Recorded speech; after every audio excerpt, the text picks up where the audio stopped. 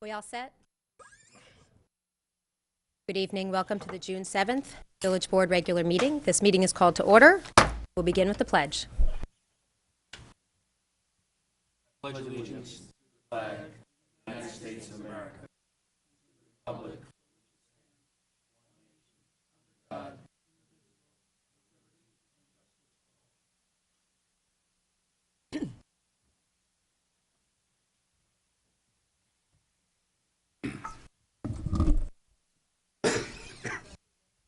Present. Present. Present. Present. Here we go. This evening, we have public hearings in the matter of Local Law Number 4, 2017, titled Amendment to the Code of the Village of Ossing, Chapter 75, Animals, to add Article 4, Prohibition on Sales of Commercially Bred Dogs and Cats. Yes. So do we need to formally open the hearing, or are we all Well, set? the hearing is open. I didn't know whether Stuart wanted to give a brief overview of the... Thank you, Mary Ann. Thank you. Members of the board, we've discussed this at a number of meetings, both legislative and work sessions. This would add a new section to Chapter 75, specifically limiting sales of live dogs or cats in any pet store only to purchasing, as long as those locations purchase the animal from an animal shelter or humane society located in the county of Westchester, or a nonprofit rescue and humane organization registered with the New York State Department of Agriculture.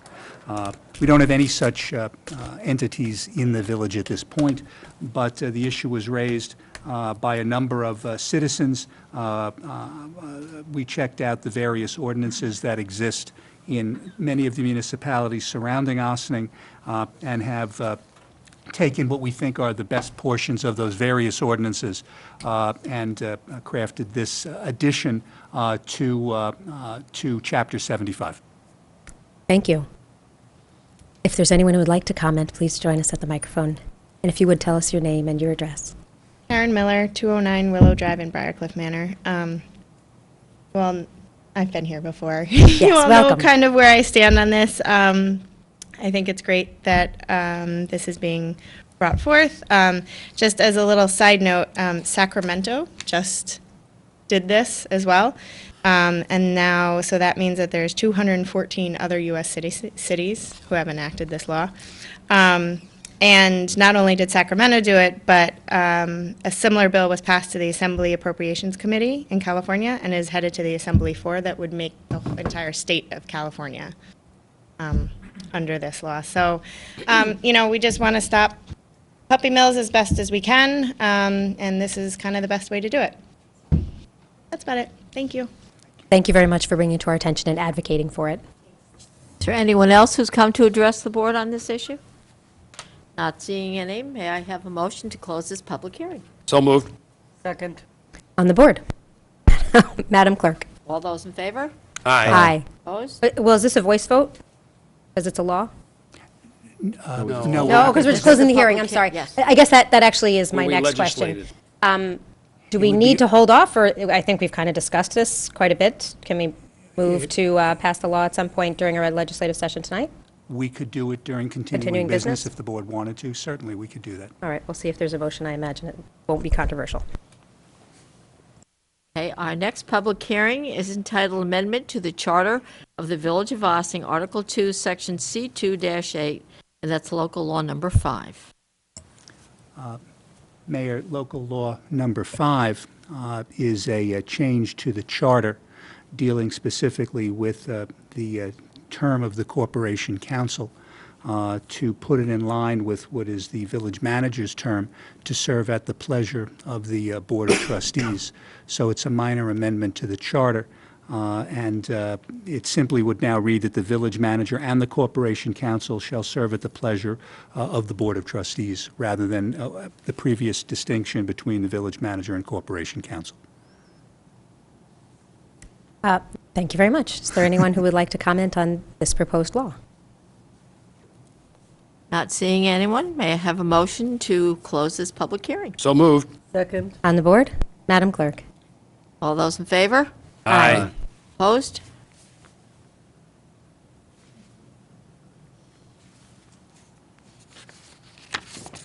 We'll move on to our special presentation. This evening, we have our town assessor with us, Fernando Gonzalez, for a discussion on the recent property assessment. Fernando, while you're coming up to the table, I just want to thank you very much for joining us. And this is, we invited Fernando here because there are so many questions we're receiving from village residents, and we're very pleased to be able to work with Fernando in the town assessor's office.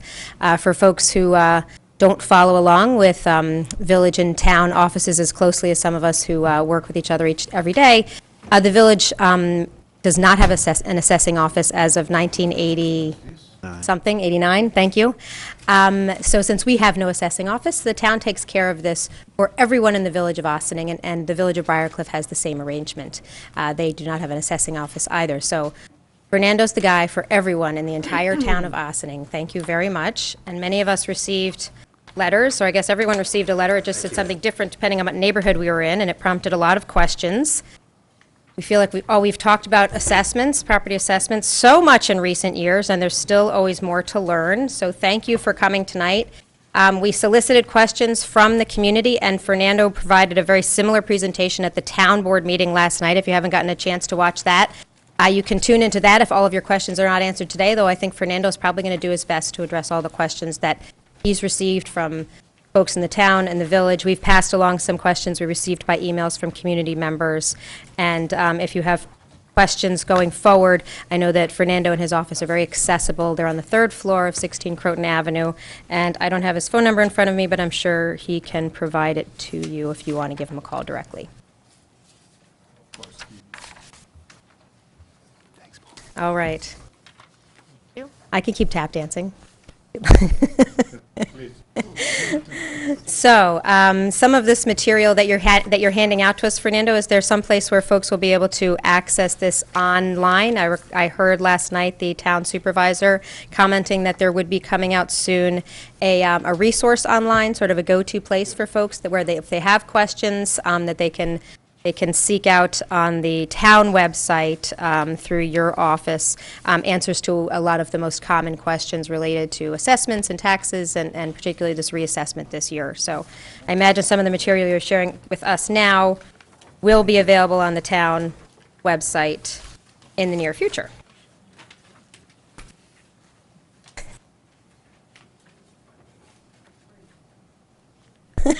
Wow. Oh, when you invite Fernando to the party, he comes well prepared. Good evening, and thank you for having me. Tonight, I'd like to start by discussing how assessments were done prior to the reassessment that we did last year, the revaluation project, and how we're doing it now, and what we did this year in order to update the 2017 roll and maintain the values at 100% of market value.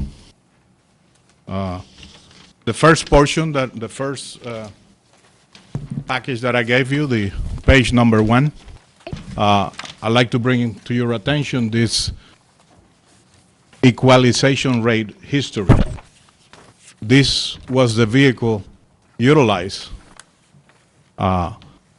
when assessments are not at 100% of market value to take the level of assessment and equalize it in order to make that assessment show or appear as full market value. So if you look at the equalization rate history from 1998 to 2015, which was the last year that we had a partial value assessment at 5.65, you can see the rates, well, continuously going down, and in some years they go up. Basically, you take, in order to reflect the assessment to market value, you took your assessed value let's say 20,000 divided by the equalization rate, 0.0565, and that's how we arrive at the market value. Your tax bill, each one of your tax bill reflected your assessed value, the equalization rate, and what your estimate of full market value was. So basically, when equalization rates go down from one year to the next, that's an indication that the market values are increasing and your property value has gone up. When equalization rates increase, that's an indication that the market value is declining. So if you look at, I highlighted from 2011 to 2012, the equalization rate went from 5.85 to 6.1, and that reflects a reduction in the market value of 4.3%. If you look at from 2014 to 2015, the equalization rate went from 5.95 to 5.65. That means that the market improved, and we had a 5% increase in market values. So basically, this methodology was applied townwide. Every year, we met with the state during the it's called the pre-decisional collaboration. We review our sales, which we do constantly, but also we review the sales that the state is using in order to come up and certify this equalization rate. If we have any discrepancies, sales that should not be used in the study because they will skew the result because they were not valid sales. For example, short sales, foreclosures, sales that got a lot of improvements. A handyman special was bought and then refurbished and resold for triple the amount. That sale, if you use that in the mix, will skew the result. So we compare our analysis to theirs, and that's how we came up together with this equalization rate. What is the problem with that? For example, back in 2012, when I came into the town of Ossining, and it was the first time I analyzed the data, the sales data, I saw that the state issued an equalization rate of 6.1, meaning that the entire town of Ossining, all 10,200 parcels, went down similarly by 4.3%. But when I studied the data, I saw that some neighborhoods in other areas in the town, in the village of Briarcliff Manor, had actually had a small increase in values or remained flat. And we had other neighborhoods in the lower value neighborhoods in the village that had received like a 10% decrease in value because there was a lot of short sales and foreclosures that were affecting the market. So basically, again, that's how assessment become unfair and unequal after a long period of doing this because you are painting everybody with the same brush. And neighborhoods go up and down in value based on different factors. And it depends on what is going on in the economy. So that's how it's done, and that's how we after 45 years, we did a reassessment, and we revalued every property as of a point in time. So while we had neighborhoods, in order for us to value other improvements and value new construction, etc., when we did the reassessment, we reanalyzed all the neighborhoods and classified every parcel in the town with a unique neighborhood code that reflects the market characteristic of that neighborhood. For example, Indian Village, that's one neighborhood, and I will refer you to the map, which, by the way, it will be posted online. It had been posted last year, but I'm going to have it on more prominently posted. Well, this map is not easy to read because it's small, but it'll give you an idea of what the neighborhoods are. And this is the neighborhoods by number. If you look at the copy of the spreadsheet, it gives you a list of all the neighborhoods by municipality and a brief description. For example, Indian Village is neighborhood 6. and that's 381 parcels. So, for example, Indian Village as a neighborhood has a unique characteristic. The housing stock in Indian Village is similarly, there's mostly Cape Cods and some ranches. They're all built around the same time, 1950s, late 50s, and they have similar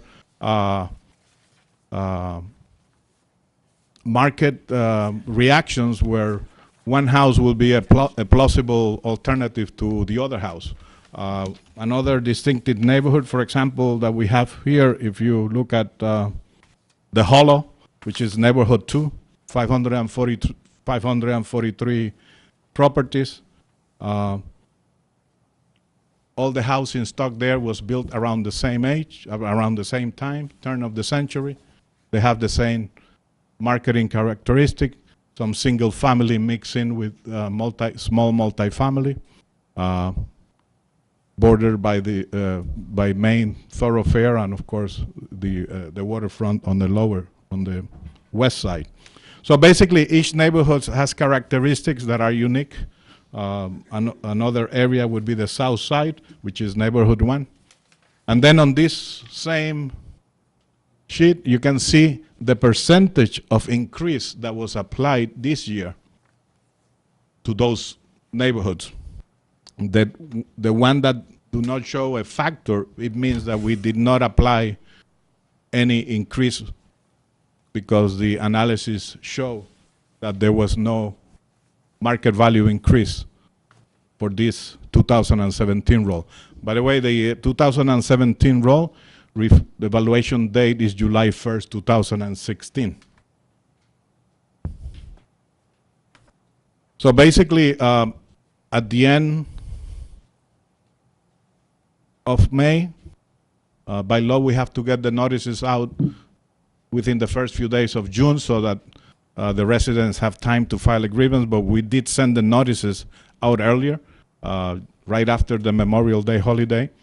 Approximately 6,000 notices were mailed out townwide, of which about 280 were reductions for various reasons, and the majority of the notes were for those whose assessed values were increased.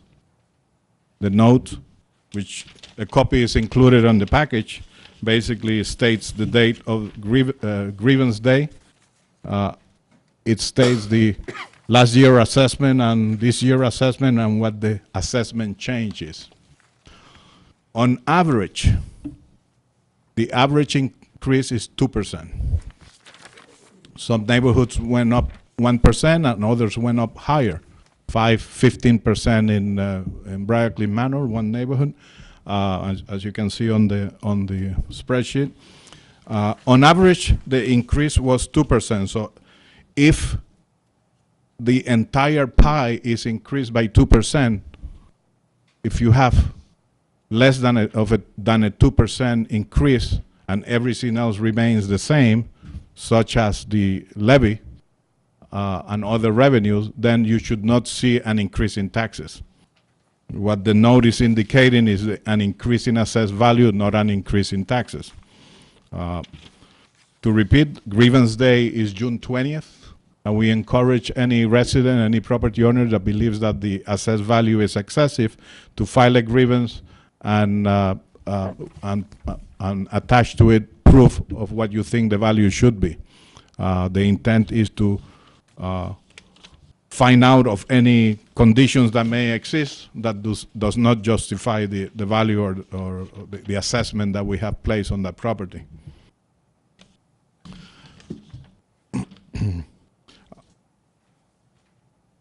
So I would also like to discuss with you what the effect of an increase or decrease in assessment has on your tax rate. So of course, if we have an increase in total assessed value when we are going to work on the rates, then everything else remaining the same, the rates should decrease. If we have a decrease in assessed value, of course, and everything else remains the same, then the tax rate should increase.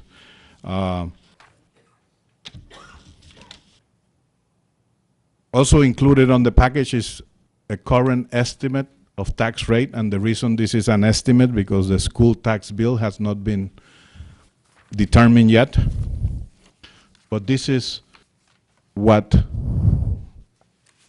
the current tax rate will be based on full market value. So if you take your assessment, let's say, for example, it's $400,000, and you multiply it by the rate, the village rate is $43.10.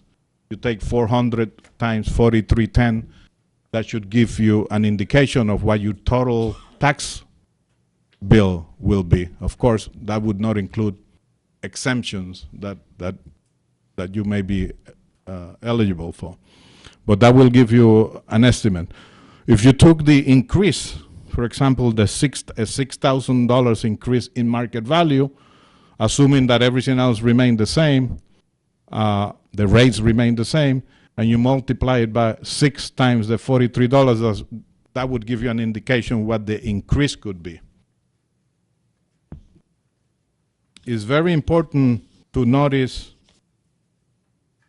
what the tax rate or the effective tax rate does to businesses and to residents.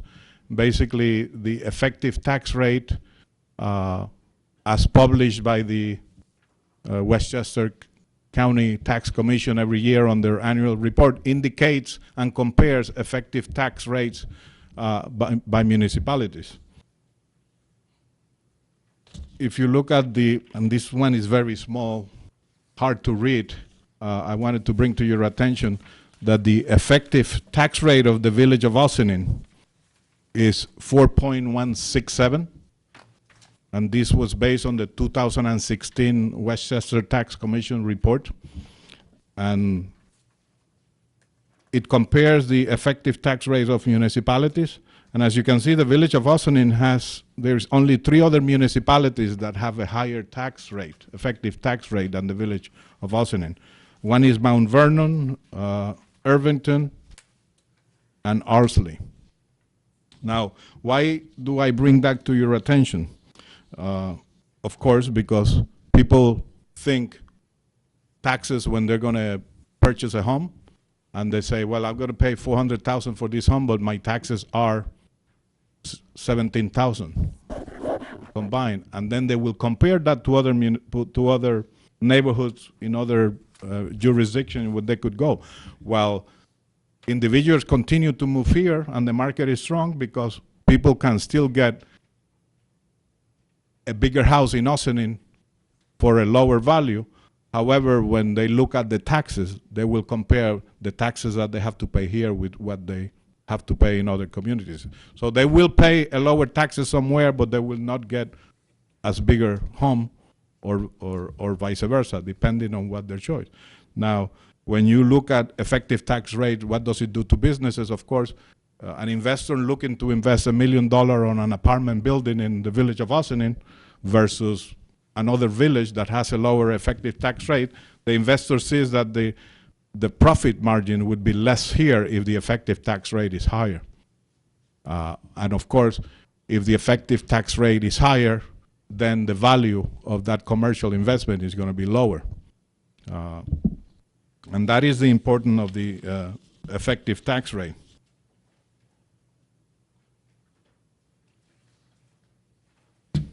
I have included an example which is provided by the state of New York, this form, assessment versus taxes, what's the difference?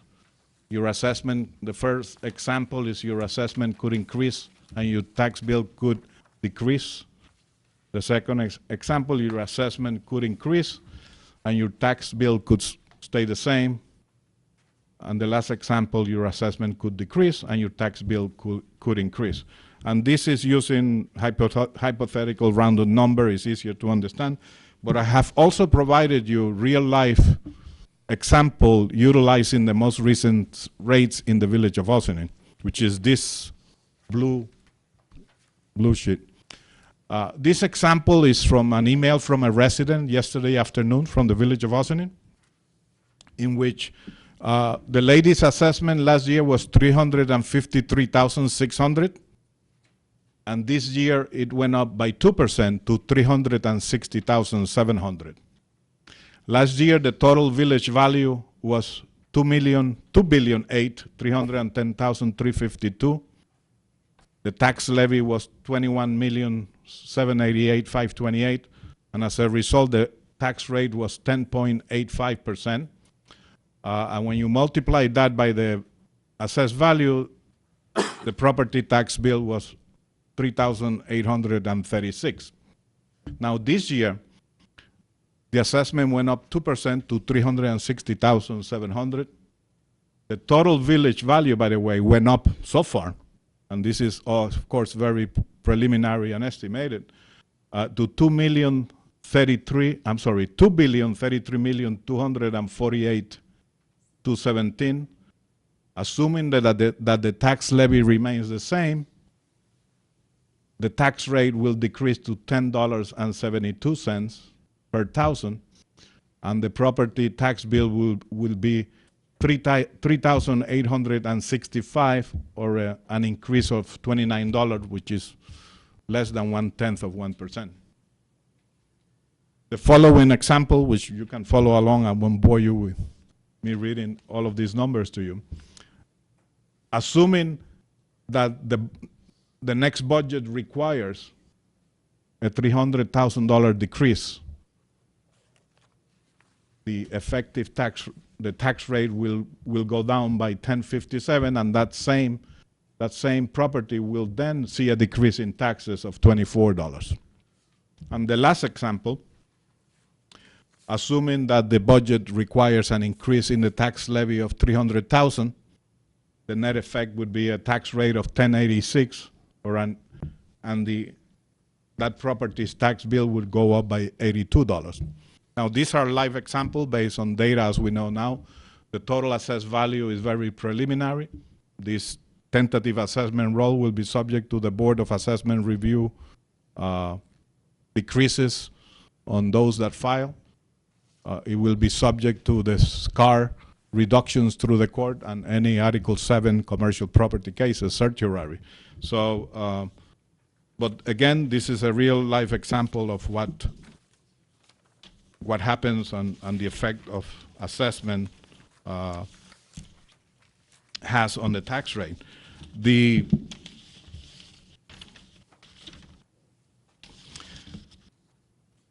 plan is, after spending approximately $1.4 million to do last year townwide reassessment, is to do what we have done this year for 4 years, which is a ratio analysis based on sales, and then every 5 years do a reappraisal, complete reappraisal, meaning at least from a review of all the properties again, with not necessarily an interior inspection, but a review from the street and from the utilizing other technologies such as aerial photography, in order to again reappraise every property and do a physical inspection from the street and review of the values.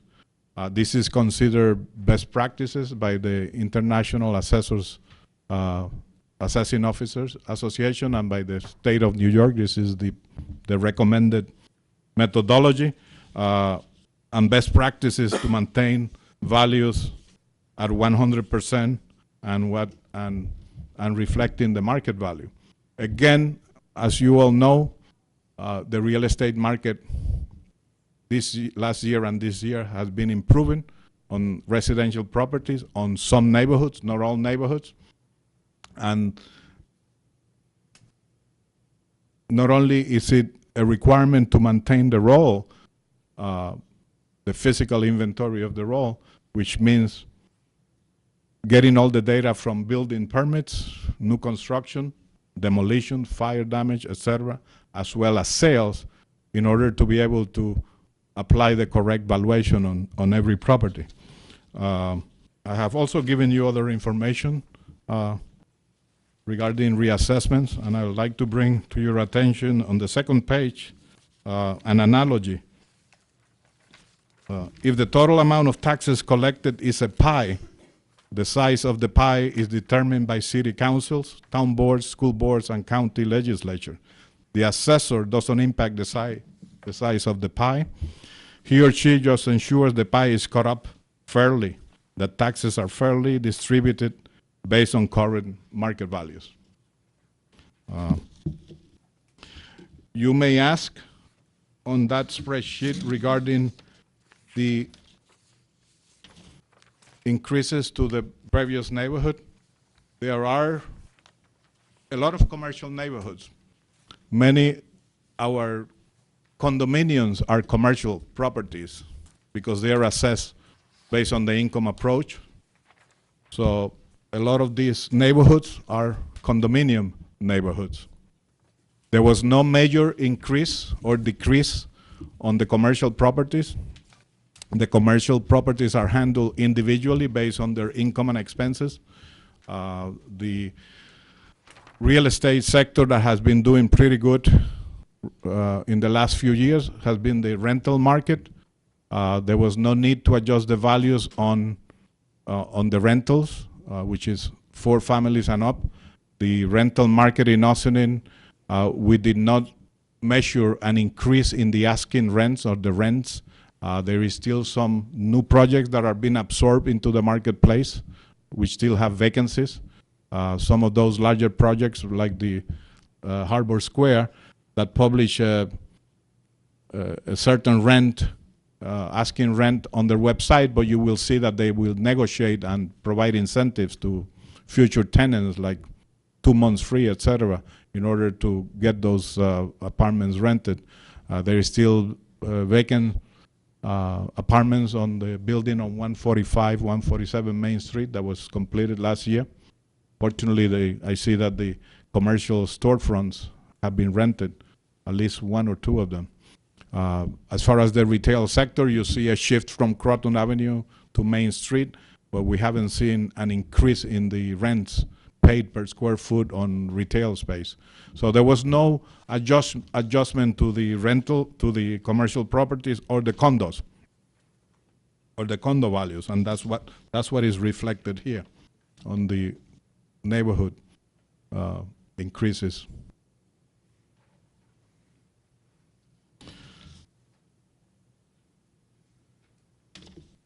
I have been asked to address a question by some residents, and by the way, other residents brought up the same question last night after my presentation.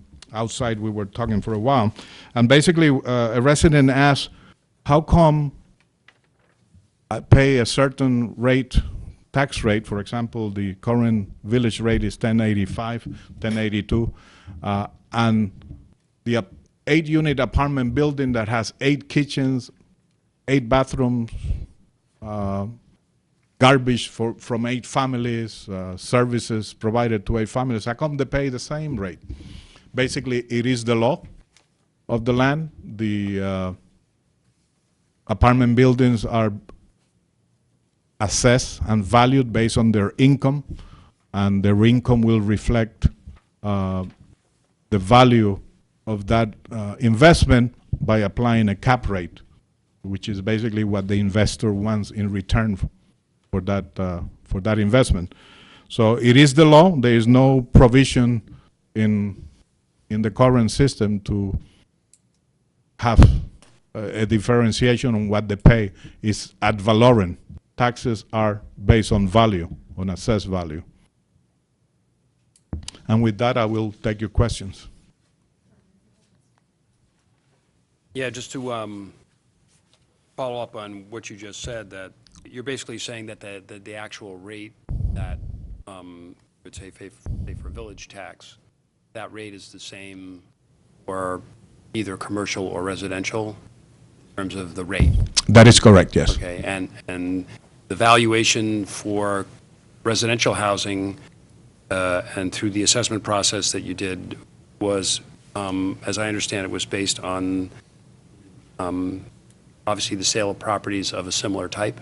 Yes. Is that correct? Yes.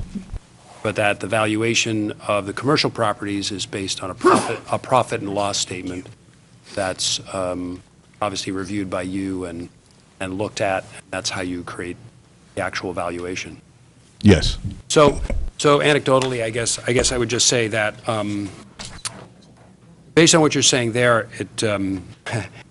commercial properties are doing pretty well with services. That's a lot of water, that's a lot of sewer, that's a lot of, I mean, they're paying for that, but obviously they're the higher users of those types of infrastructure.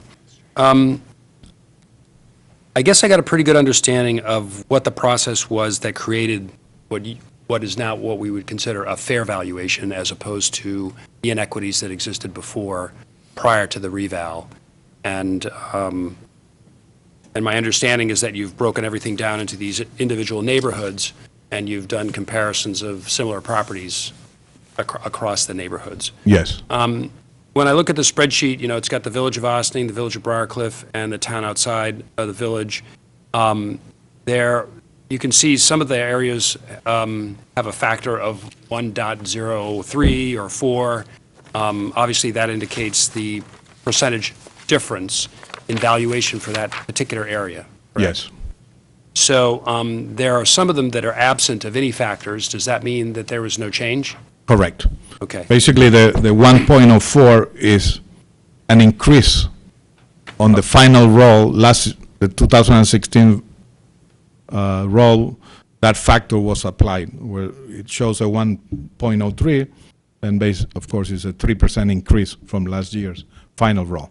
Okay. And I guess the last thing I would want to just confirm is that the process of the valuation of all the properties in the village is a totally separate process from the rate that gets established by the different taxing authorities, correct? Oh, absolutely. I have basically. No, but I want to create that distinction. Yes. Because people, I think, tend to merge everything together, and there's separate processes going on.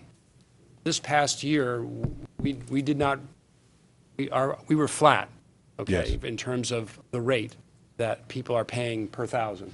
That was something we felt was very important, because we're being fiscally responsible, and because we didn't want to increase the rates, and we still have a very strong budget. Yeah, I guess that's all the questions I have for now. Thank you for coming. Thank you. I'd like to explain that just so the process is understood. My responsibility is to maintain the assessment roll at fair and equitable values. Once the roll is finalized, after any other court or judicial directions to decrease, prior to the various taxing jurisdiction calculating their tax bill, we provide that database to the tax receivers and finance people, and they take those values and they calculate what the rate should be based on the levy, and that's how the bills are created and sent out. It's a totally different process. Of course, we are interrelated because most residents, their interest is to know what is my tax bill going to be. And we are always trying to give them an idea, although we always remind them that these are estimated, because until the actual bill is created by calculating the rate and figuring out what the budget is and what other sources of revenues are coming in, etc., we don't know exactly to the penny nobody knows until that day. Please, next question. Question. You had mentioned commercial properties and how they're assessed based on the income and expense statement. Do you actually get actual expenses from each commercial property? Some of them, particularly the bigger professional operators, we get voluntarily, and during the reassessment process last year, we sent out mailers, and quite a few of them complied. Many do not comply. I have mentioned to the town board that perhaps we should look into a town law to require income properties to submit their income and expense so that we have the correct valuation. This law is currently in use in many municipalities, Yonkers, Rye, Ramapo. But by default, we would get them because if I place an assessment on a commercial property and they believe that their assessment is too high and they file for a judicial review as part of the discovery, they have to supply us with tax returns, income and expenses, rent rolls, etc. But of course, I must say that many of the large operators do provide us because they have operations in other states and other jurisdictions where it's a requirement. Many people that have come to talk to me during this process, we have an open door policy, and anyone that thinks that their assessment is too high, we encourage them to reach out. 762-8274 is our telephone number. And we try to talk to them informally, and if we exchange information, and if we think that it merits a reduction, we will do it. During this process, after June 1st, when we publish after we publish the tentative rule, that stipulation agreement is subject to the final approval of the Board of Assessment Review. But prior to June 1st, of course, it is my responsibility. I am constantly meeting with property owners, and they provide their income and expense, and we compare notes. Sometimes they come in because they have lost the tenants, and now 50% of their building is not occupied. So, we look at the situation, and if may merit an increase in the vacancy rate in order to lower the assessment, we do that. So we are constantly trying to get the information necessary to be able to apply the correct value to that property. What would you say is the percentage of people who actually provide you with the actual income and expense statements? Well, anyone that has a commercial building that would like me to review their assessment, I need to see that. So this year alone, I would say during the last year, we had more than usual because after the reassessment last year, people, of course, were more involved. I would say I have seen 300 people since January, okay, commercial properties. Besides that, of course, we're always working with those other commercial properties that have active certiorari cases, where we're always requiring them to give us information, and so that we can settle them and also apply the correct valuation going forward. Thank you. Thank you. Mika? Hi, Fernando. Hi. I know I called you after I received the letter too, but there were just a couple of other things now that I see the numbers.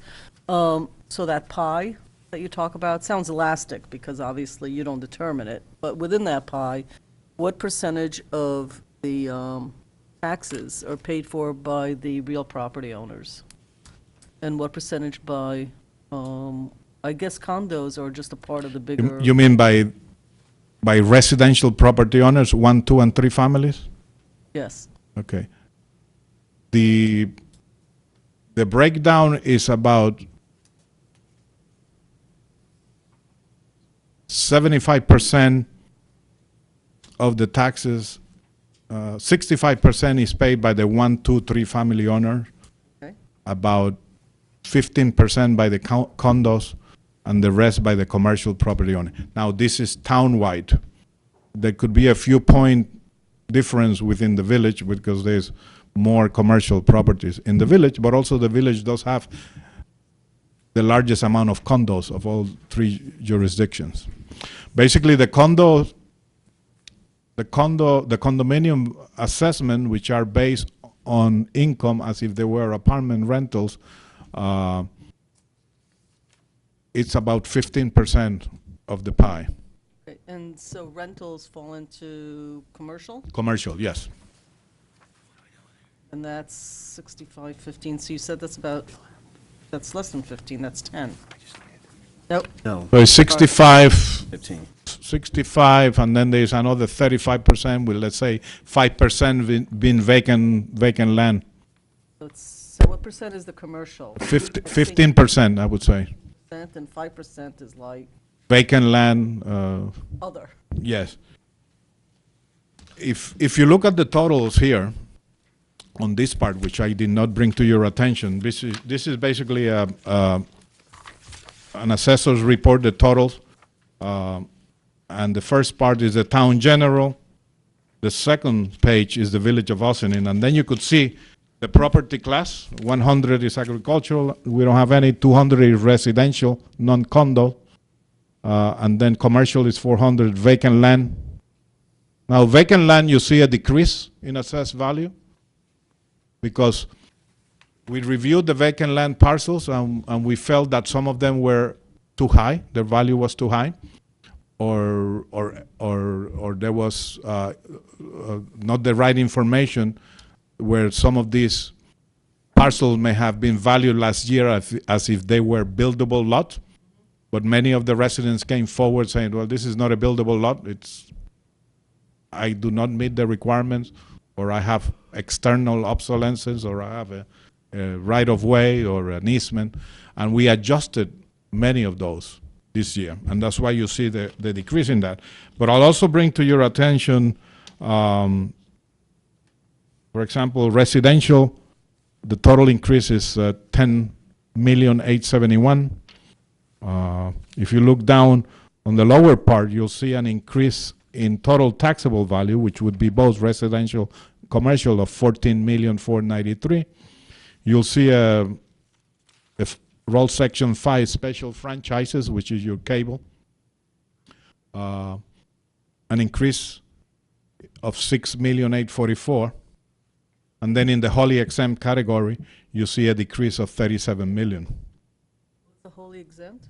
Wholly exempt would be your school buildings, your churches, your Not-for-profit? non-for-profits, yes. So what percentage of the pie is that? Well, if you look at the total pie of,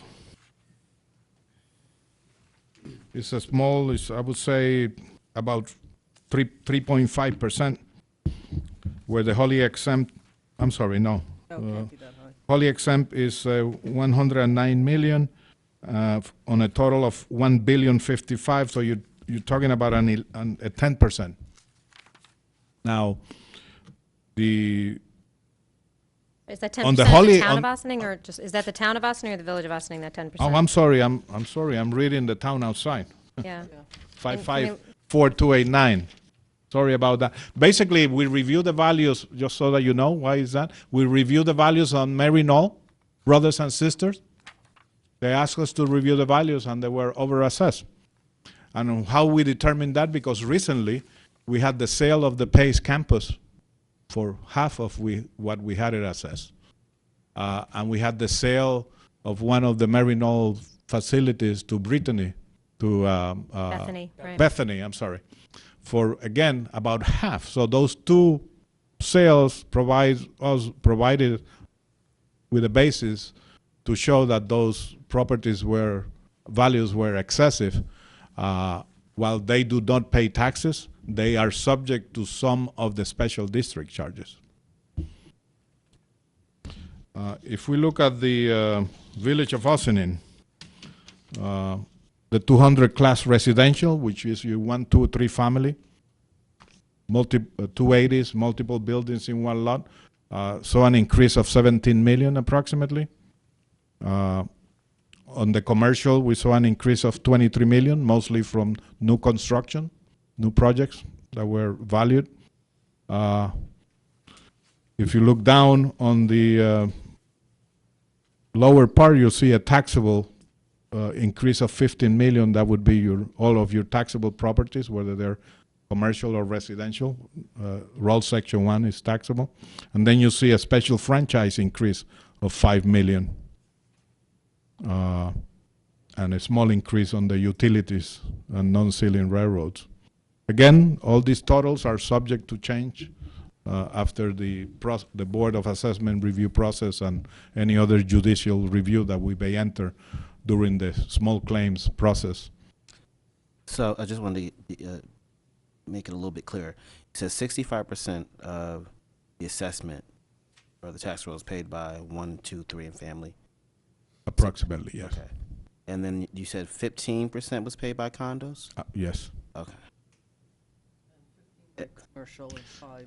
Yeah, 15 to 20, 15 by commercial. Remember, the commercial includes the utilities, special franchises, those are considered commercial. Rentals. Sorry? And rentals. And yes, and rentals.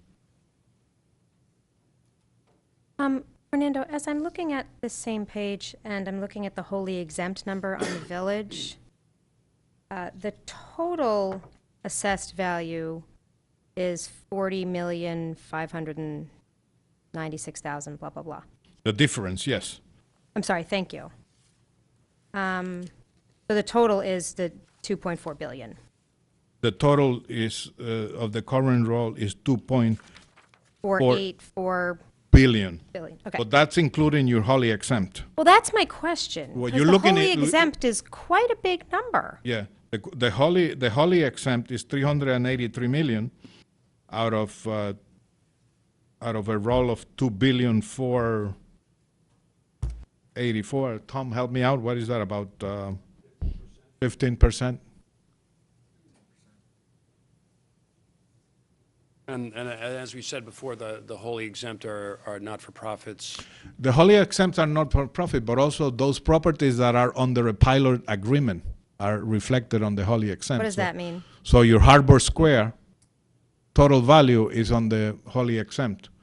Some of the increases shown on the wholly exempt of 19 million reflects the full assessment of Harbor Square. Under wholly exempt? Yes. When the pilot comes off, it The goes. when a property goes on a pilot, it comes off the roll section 1 taxable and it goes into wholly exempt. The property pays a pilot and will be subject to special districts. So we have, Entire Harbor Square, it's not just, correct. It will be the entire Harbor Square or any of the other pilots in place. Maple House, Yeah. yes, Snowden House. Yeah, but they're never coming off. Okay. I do have a couple more questions, but Rika, did you have more questions for, no, I'm good. at this time? I'm interested in the trends over the last 3 or 4 years, but I can ask for that separately from you. I'll call your office up. I don't need. Absolutely, yeah. So now that you just mentioned that, like a place like Harbor Square is on the wholly exempt, whether they're vacant or not vacant, we actually wouldn't receive, we wouldn't see that actually reflected in the taxes, correct? Because they're on the pilot? Correct.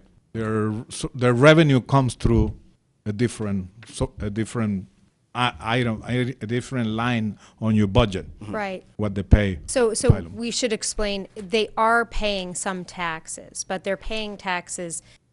The mortgage is actually a really weird structure with the IDA. It's actually under the IDA. They own it but have no responsibility for it, so it goes through them, which is why it's not accounted for the same way as a typical property would be or the way it will be when the pilot's over. Yes, But they are paying some taxes. Yes. But we know exactly what it is, and it's not going to change until the pilot's done. yes. Okay.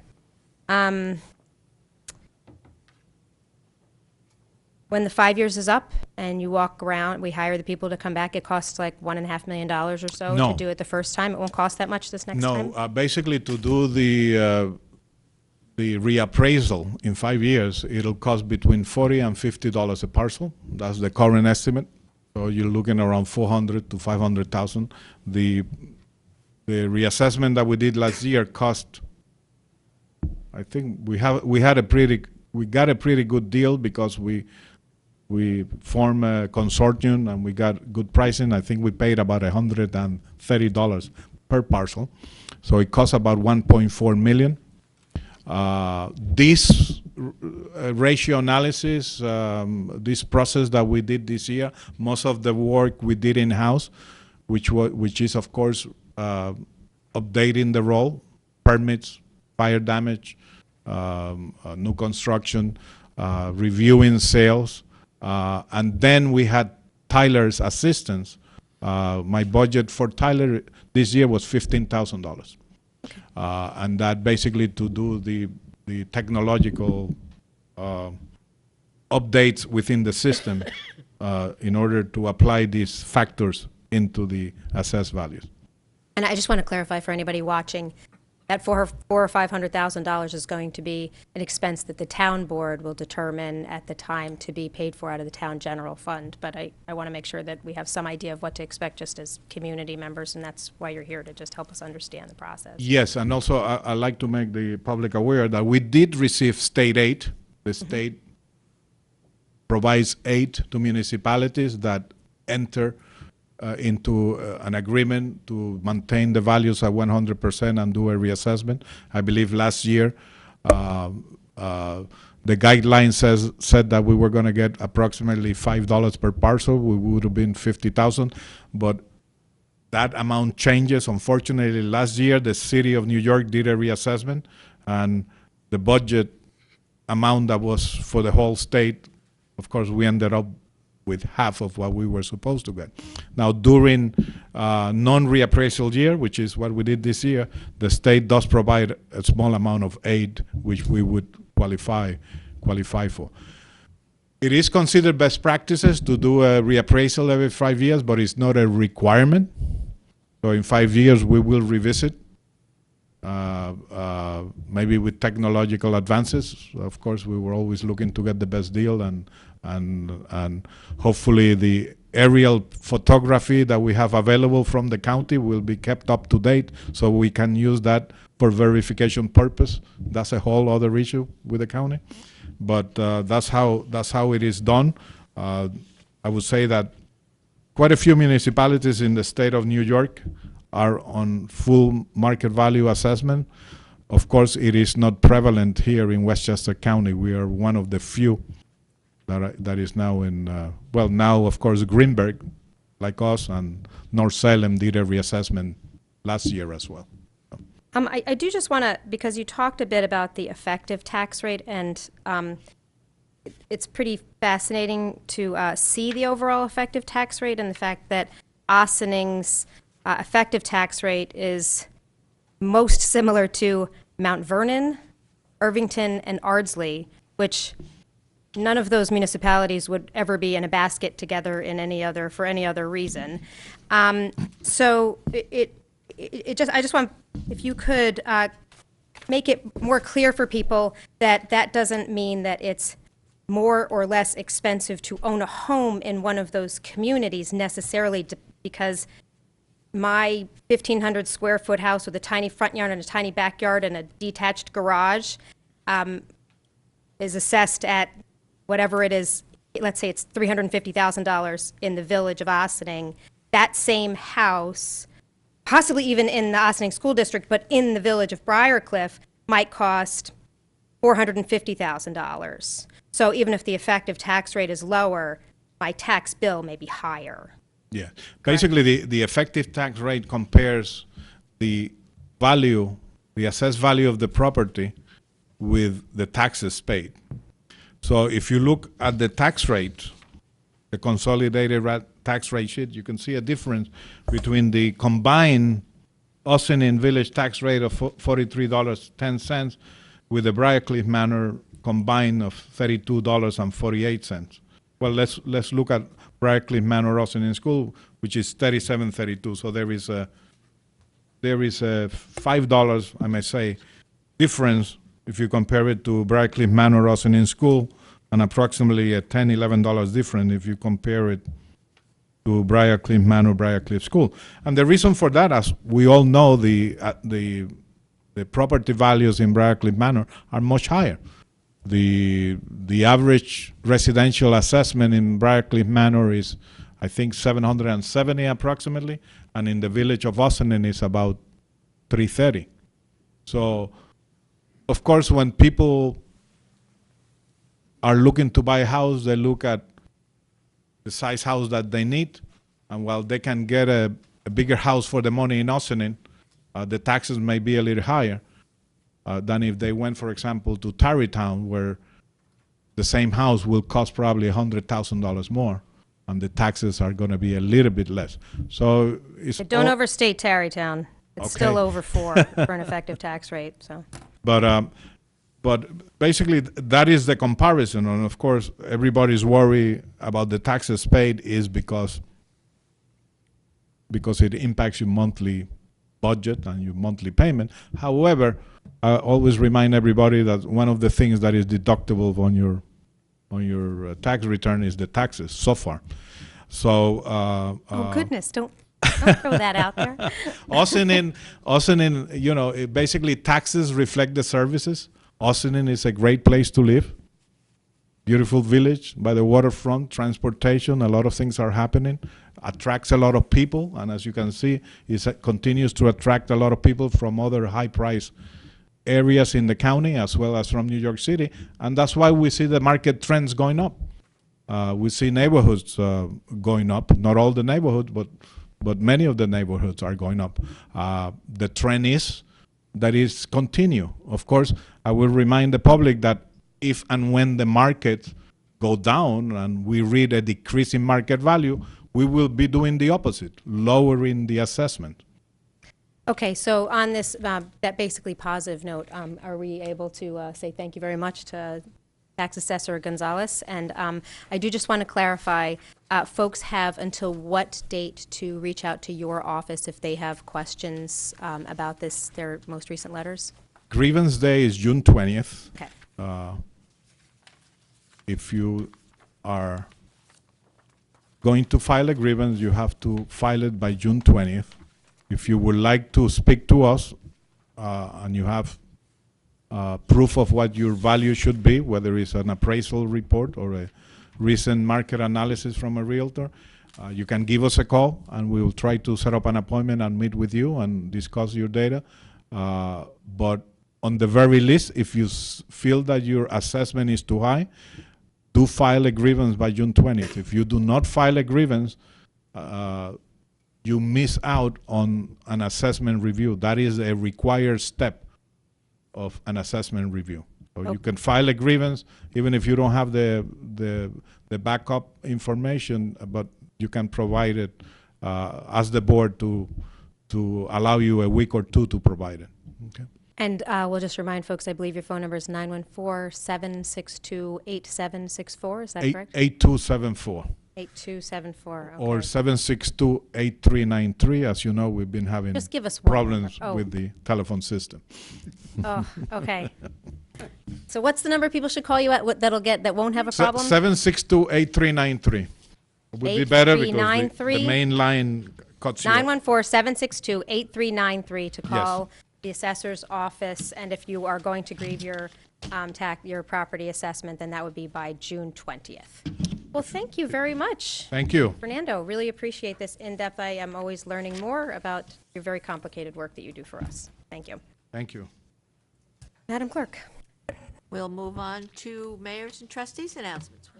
Oh, right, okay. Please, go right ahead, John. This Friday and Saturday night is the very first Ossining Jazz Festival, Seize the Rainbow. It's a tribute to Sonny Chirac, world-renowned jazz guitar player. And there's going to be 4 bands in 2 nights, June 9th and 10th. Carvado Sambo Jazz Trio and Sulphonics are playing on Friday night. And on Saturday night, Charles Campo at 7:30, and then at 9 o'clock, Sundad with a special guest. This is a concert that was put together by the Village Arts Committee, the Ossining Arts Project, and we're very excited to get this started. It's going to take place at the Ossining Elks Lodge, and the Arts Project Committee, because of all the jazz activities we've done as part of Second Saturday Jazz, decided to do it at the Elks Lodge, so we're really happy to have it there. There'll be drinks and bar food by the Elks Lodge, and you know, all the proceeds will go to fund the musicians. You can go to my Facebook page, Ossining Second Saturday Jazz. There's a link to buy tickets in advance. Sales have been pretty brisk in the last week or so. We will be also taking tickets at the door as well. So I hope you will join us for the first annual Ossining Jazz Festival this Friday and Saturday at the Ossining Elks Lodge. Thank you. Thank you. Other announcements, folks want to, Well, there's a lot on the calendar, so I please know, start filling in the blanks. We'll Yeah. just spread it out. So the Village Fair, hope to see everybody there Saturday. I always want to say it's 10 to 4, but I never remember if it's at 9 or 10. It's 10. To 4. Before you go to the jazz, later in the evening, you could take a break by eating dinner at one of the local restaurants while you're at it. Make it a full downtown Ossining day. And jazz is...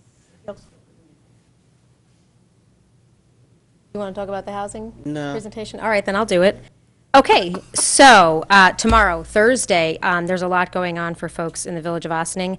Kevin Dworka, who the village has engaged to undertake a really thorough analysis of our housing needs and capacity here in the village. He's going to be doing 2 presentations. The same presentation will be happening at 2 times on Thursday, so pick the one that works best for your calendar. They're both going to take place at the Community Center, 95 Broadway. The first one is during lunchtime, so it's from 12 to 1:30. And the second one is in the evening from 7 to 8:30. Again, that's at the Joseph G. Caputo Community Center tomorrow, Thursday, June 8th, at 12 o'clock and at 7 o'clock. Same presentation both times, so come to the one that is most interesting to you. Then he's going to, and I spoke to him on the phone to get a little bit of better understanding of what to expect. He's going to do a presentation of, it's over a dozen, I think it's 14 different potential pathways that we may choose to move forward with to address housing needs in the Village of Ossining. It's not about any one program. I mean, ETPA is one that we've certainly discussed a lot, but this isn't about yes ETPA, no ETPA. That's one of the potential pathways that we're going to learn about, that there are pros and cons to. Really what it is how can the village do a better job at achieving our housing goals for safe, affordable, accessible housing in the community. And so after he presents it, there'll be an opportunity for the folks present to give feedback on the ones that they think might sound like a good idea for us to look into, the ones that they're a little more skeptical about. And then Kevin and his team are going to come to us on the board a week later at our next week's work session on the 14th and provide a very similar presentation, and we'll go into a little bit more depth then. And following that, folks will have an opportunity to weigh in online. So we are looking for community feedback in person tomorrow, Thursday, June 8th at the Community Center at lunchtime at 12. We're in the evening at 7. And then on the 14th, we're going to hear a similar presentation during our work session. So if you aren't able to make it in person tomorrow, you get to see it on television or online following the meeting on the 14th. And then we're going to be soliciting further input in person tomorrow, and then following next week's presentation online. So there's still a lot for us to learn from this study, and then from you, and to hear your thoughts about what would be a wise path forward for us to consider for housing. So I'll be at the afternoon presentation. I think some of my colleagues will be at the evening presentation tomorrow. Very good. I am going to be moderating, as I do every month, kind of banged around in my purse for a couple weeks. The documentary and discussion series screening this month is Kiki. It is a film. It's Gay Pride Month, so this is a film that is about gay, lesbian, bisexual, transgender youth in New York City, youth of color. And it should be a really interesting panel discussion. I had an opportunity to speak on a radio show on Monday with one of the panelists. He was a pretty engaging activist, and he's also one of the subjects of the film. So it's always interesting when we can get somebody who is actually a part of the film to be part of the panel. So please do join us. As always, the program is free. It's at the Ossining Public Library, and the screening begins at 6:30. Yep, I think that's it on my list. Anything else? Madam Clerk. And we'll move on to administrative reports with interim village manager Paul Frioli. Thank you, Mary Ann. If we look at the agenda tonight, we see it's chock full of volunteers. And I think that maybe because the ones that are listed in the regular agenda are really reviewed and appointed by the board, maybe the respective board member would want to discuss something when we read the resolution. Might be a good idea for resolutions E and G. We're also going to do some continuing business with some manager appointments as well, for something that Stuart's going to discuss in his report with regard to the CBA, the Code Board of Appeals, which is a fallout from our rewrite and adoption of the new code for enforcement throughout the village. So we'll bring that to your attention again when we read the respective resolutions. I do want to discuss some public works items tonight. One, on behalf of Andy and the Department of Public Works, we're happy to say that I think last time Andy was in front of you, we were coordinating the final meeting with the DEC to get the sign off to start filling the reservoir. As you know, our reservoir is about 35 feet deep, and the rate of fill is about a foot a day. That's what's allowed after new construction on an earthen dam at this particular site, and it tapers off at the end when we get towards the top. But essentially, that means that we can fill the reservoir about a foot per day, so it's going to take about a month to fill it. So we started a couple of weeks ago, and we have a little over 40 million gallons in the reservoir already. Everything's going very smoothly. That project, I can't say it went off without a hitch, but it went very well, and it ended up with a very high-quality earthen dam that we're going to have for many more years to come to protect that natural resource, and also make it a little bit safer for the downstream residents because of our spillway rehabilitation. So we anticipate that being filled up in the next 2 to 3 weeks to maximum capacity, and then at which point we could start drawing on that natural resource and wean away from the raw water purchase that we're doing from New York City. Now, you remember we budgeted a little extra money to buy purchase water from New York City this year, knowing that we would not have that raw water source throughout the winter and spring, which was the majority of the construction. And we will have our raw water source just in time for our peak demand seasons this summer. So that's all going very well. So thank you to everybody that's worked on that project.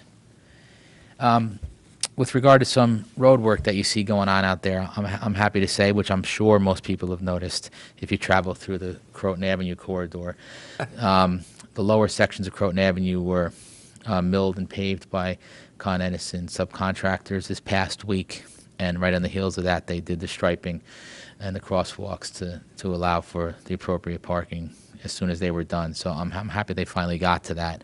I know, knock on wood, they are coordinating with the state right now to do the rehabilitation of Upper Croton Avenue, hopefully next week as well. So that'll be a good thing for that entire corridor and put that to bed for a while. The village plans on doing their own paving in some of the areas where Con Ed's working on Snowden Avenue, but they being Con Ed are not done with their underground utility work there yet. They anticipate being completed by the end of June, so we anticipate going in there in July and doing a mill and pave of Snowden Avenue from Route 9 all the way down to Matilda. And then the County of Westchester, who is presently qualifying the low bidder for the Snowden Interceptor project at the bottom of Snowden Avenue, which has been we've discussed that for a long time.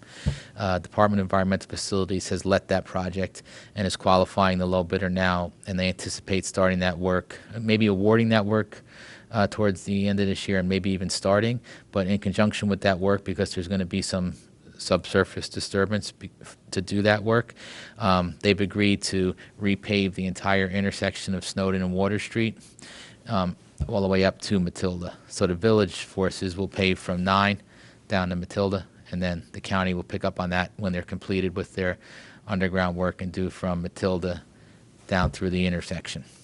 So I'll keep you posted on the county's progress there as I continue to present at these meetings. But that's a long-standing request, and I'm happy to see that I think it's really coming to fruition. Other paving that we were going to undertake, and you know, I do discuss it at the meeting, so eventually it makes its way out there to the public and on social media. The village did intend to pave Camp Woods, part of Narragansett, and Pugsley when we did Sherman and Snowden this summer. But when we put in the request to Con Ed to remind them of those areas that we were going to pave, we got a response back from Con Ed that said, not so fast, we're still going to do some underground work there, which if you've driven up in that area in the last few days, you see that they're digging that up right now. So when they're done with that, that'll either be on the list for this summer because there is money set aside to perform the same. If not, we'll look towards the end of the summer into the fall to see where else we can best spend that money because there's lots of candidates out there, but those were the ones that were the most egregious. I think that's it for Public Works. And again, going full circle back to what I requested the BOT to do when we get to the appropriate resolutions with volunteers. I do want to remind everyone that there are still vacancies, and if one logs on to the Village of Ossining website at villageofossining.org, you'll see a little tab there with a little hand raise icon where we're still looking to fill some positions in various boards throughout the village. They're not all land use boards or arts boards. There's a myriad of boards that some are good to participate in. Some require a lot of time commitment. Some require not so much time commitment. But I think at the very least it would benefit everybody to log on just to see what's available out there if they truly want to get involved in the village government and village administration on a volunteer basis. So I encourage people to do that because we're actively seeking participation there. Lastly, I just want to comment on a resolution crafted by Corporation Counsel Kahan with regard to support of the Hudson River clear water sale. There's a lot of things in there that, you know, I guess are disappointing with respect to some of the things that we try to accomplish here locally with regard to efficiencies and sustainability in the environment. But I do want the public to know, not just within Public Works, but that is where the majority of the work is really generated, that does these efforts. We do take that commitment very seriously. I've said it before where, you know, our mantra there in Public Works is really to think globally but act locally, because that's where we have the impact, and that's what we'll continue to do. So I just wanted to appreciate the opportunity right now to say that is our mindset there. And we do a lot of things behind the scenes that maybe aren't so pronounced as capital projects that you see in the street with an eye on sustainability and efficiency there and our footprint. So, you know, maybe as our presentations go on, we'll start to bring some of them forth a little more pronounced than we have been. But even little things like Resolution G, which I think maybe the mayor or Trustee Codman can discuss, the appointment to an environmental advisory council is in that same vein. We have that same oversight for larger projects, and land use boards sometimes defer to the EAC for some advice on projects like that. So we do little things like that, and the public should know that we have those things in place to, you know, thwart things like brought to light with Resolution C. Thanks. Paul, I actually Yes. have a request. You know, you were talking about roads, and over the weekend I happened to go to a little cookout. So roads was a big conversation. Would it be Sorry, I missed it. Would it be possible to create like some type of presentation which would highlight each village road that we have, the cost that it would take to repave it, and like a time period in which it could be done, whether it be a 5-year period? And the reason I say the cost, because that's what that's what connects with people, and like that's a big thing for people. And if the community could know how much it would actually cost to fix all the roads, and just showing the priority, just to let them know that the village is aware that we need to do road repairs, and you know what time frame that would take. I think that'd be crucially important. Something tangible. Is that possible? Well, I get that concept. It's a little general, but I could tell you that every year when we come in for the Capitol, and I stopped doing it the last couple of years because I knew I'd be chasing around the utility companies for a few summers, because when they came in with that hardening presentation on their above and their underground utilities, we knew there was going to be a lot of road disturbance. But going back some years, when we actually had full capital paving programs, our projects rather, that were standalone, we tried to define the roads out front just like that and envelop them in one capital project. But that's got to be 10 years ago now, that the last time we did something like that, because we do a whole bunch of roads in one summer and into the fall, and then we want to do some paving for a while, where we thought it would benefit to take that CHIPS, supplement it with capital apportionment, and with Tom's office, we set up a capital paving project every year where we do any right-of-way work with those funds. And, you know, sometimes it's not always so predictable which roads you're going to get to. And we do take the more, like I said, the egregious ones and put them up in the front of the list. But some things we just determine that, you know what, it's really a tertiary road, it's a side road, it's not highly used, and we're going to patch it. until we can get to it. For example, like Pugsley Place has been a road that has had hardly any attention short of temporary road patches for decades, and now it's down to the point where we really need to pave it. And but the only reason we're really doing it is because we're going to do Camp Woods as well, and it's right there. It's contiguous, so it really makes sense to do it now. And defining which roads we're going to do that far in advance is not the easiest thing to do, but I do get the point, and maybe we'll start to define that a little better during the capital project presentations in the future.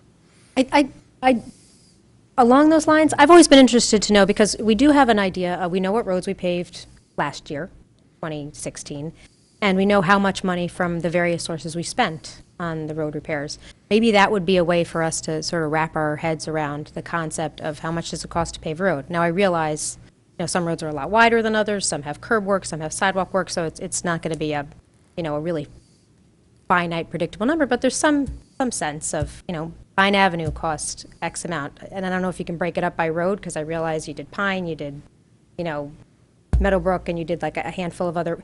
But so maybe if we could just understand, this is what was accomplished in 2016. It was this many miles of road, and this is the cost. That might give us some sense of what it really costs to pave any given road. I get it, and you made a good point. Because I think we have like 41 miles of roads in the village, right? I think we have 44 on file with the DOT, okay. And that's really how they generate our CHIPS calculation. Mm-hmm. But you made a good point where we have done a lot of paving. Yeah. We really have. It's just that it hasn't been as obvious because some people... Well, if you live on Pine Avenue, you feel like you did a lot of paving. If you live on Camp Right. Woods, you feel like we never pave anything. Right, but the more, thank you. That's a good point. And the more traveled the road is, the more it seems like we're doing pavement. When we did Narragansett, it was great. We were the best because Narragansett, everybody travels on Narragansett, and we did that 10 years ago now. So the ones that are out there that everybody travels on are the ones that give the, I don't want to say illusion of doing a lot of paving, but we have done a lot of side work. Like Meadowbrook was a tremendous undertaking with drainage rehabilitation and milling and curbs and grading. Not a lot of people go on Meadowbrook, except really the residents and maybe some cut-throughs down to 9 during rush hour. But, People who live there are really happy. I spoke to somebody who sold their house there. They were really happy because they sold it right after the work was done on the road. I'm happy they're happy. Those are the nice emails we get. We know but the everybody person else who purchased that house, and he converted to gas, which meant that Con Ed had to come and put a gas service in a newly paved road 2 weeks after we paved it. But I'm digressing. Okay, yes, understood. Okay.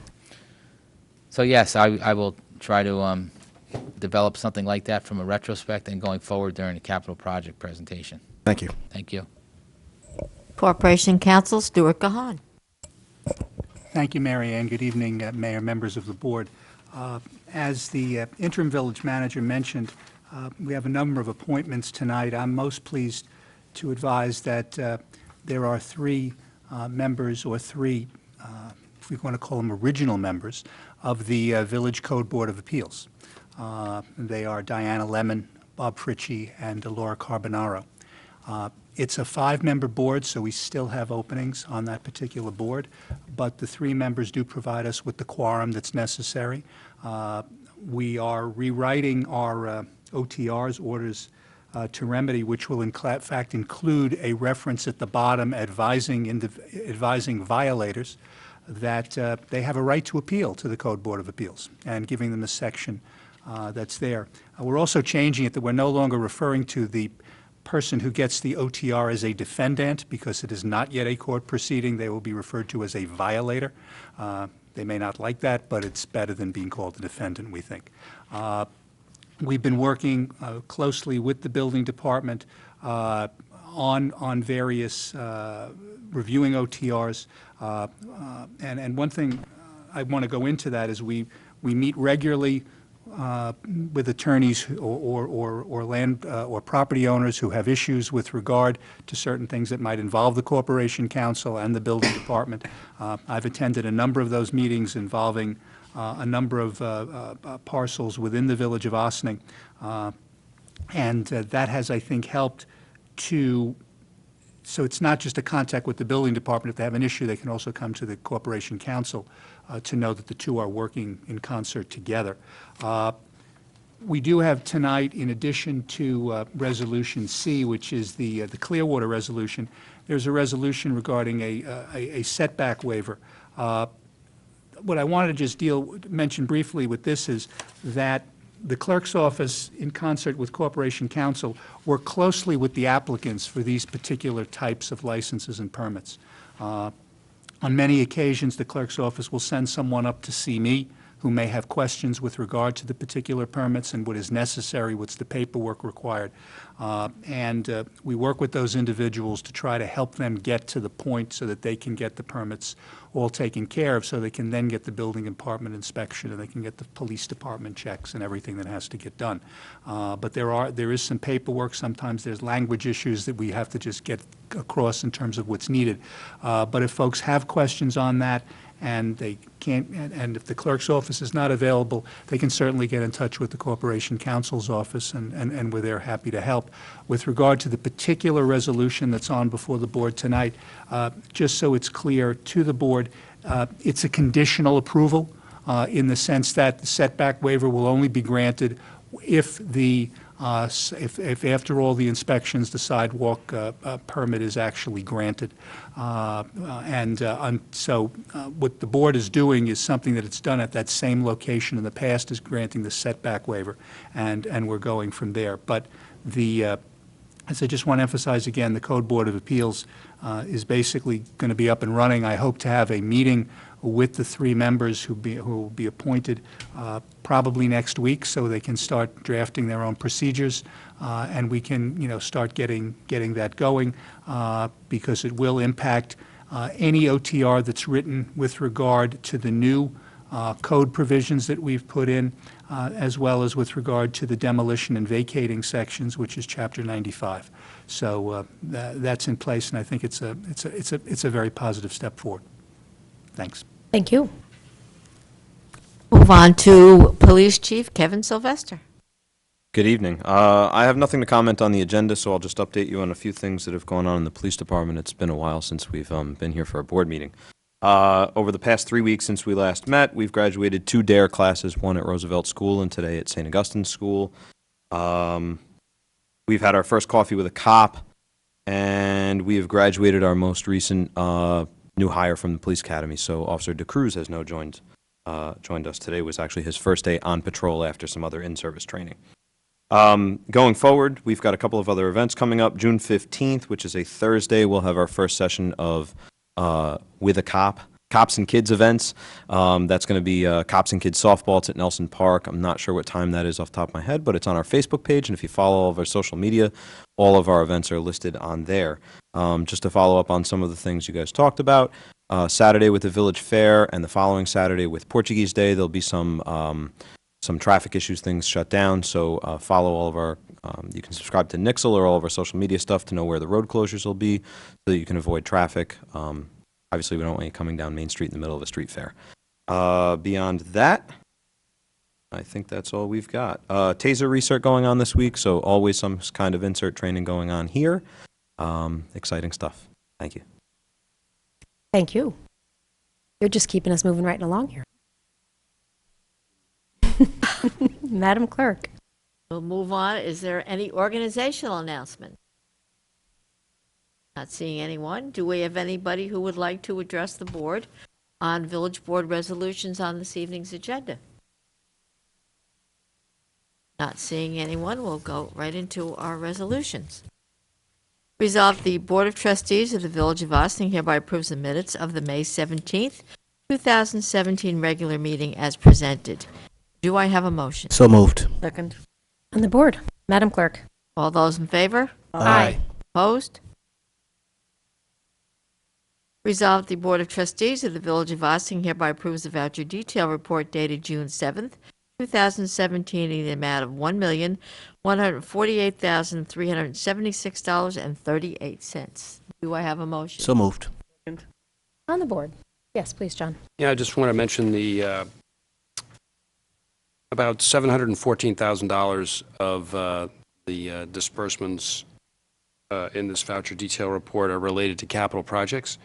The gym floor is a piece of that, as well as final payments on the dam project that interim village manager just mentioned, and also a police vehicle. So just want to call attention to the larger amount of money that's dispersed this time.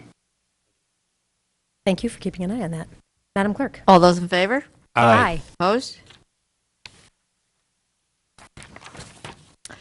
Whereas in 1970, Pete Seeger and the Hudson River sloop Clearwater helped turn the tide in favor of enacting the 1972 Clearwater Act by sailing the Clearwater to Washington, D.C. and organizing a historic Capitol Hill forum on the need for federal clean water protections, where Seeger said the problems of the American rivers can't be solved by people who live on them. Only the federal government has the power to enact and enforce the laws that are needed.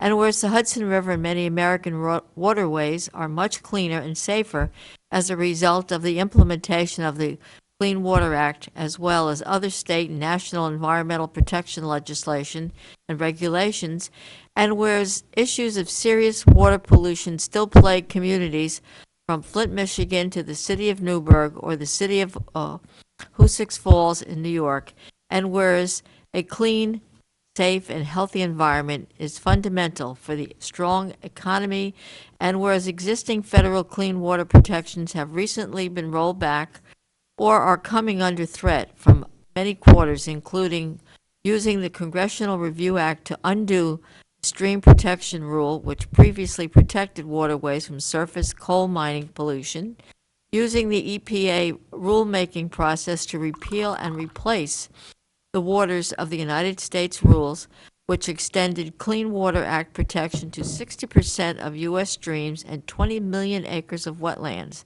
And these waters and wetlands will soon lose those protections if the rule is undone.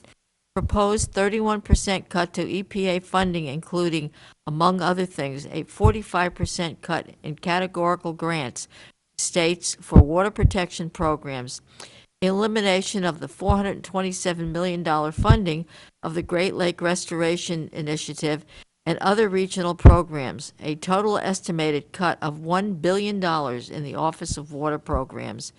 And whereas proposed cuts to Superfund would undermine Superfund cleanup in 85 sites across New York State, and whereas federal water protections and robust EPA regulations and enforcement are vital to the environmental health of New York's waterways and to the safety of its drinking water, and whereas climate change is also a water quality issue and already impacts New York's waterways and drinking waters through more frequent and severe drought and storms, and whereas many water quality issues such as phosphorus loading of our lakes and streams directly impact aquatic life and recreation, and will require increases in federal funding for stormwater infrastructure, and whereas drinking water contaminants which jeopardizes public health and safety are just being uncovered in many existing water systems, flat funding federal grants will not allow states and municipalities to implement drinking and wastewater infrastructure projects needed for their prevention or remediation.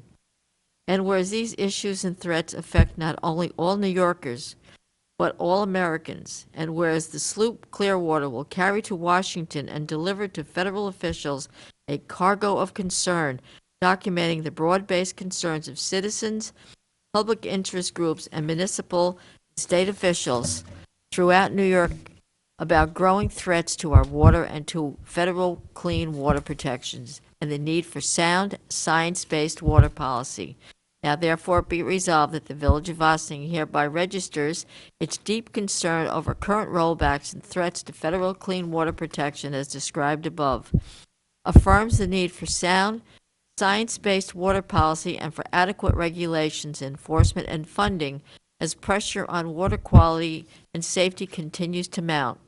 We also wish to express our support for the effort Clearwater is leading to carry our concerns and concerns of many New Yorkers for clean water and other environmental protections directly to Washington. Do I have a motion? So moved. Second. On the board.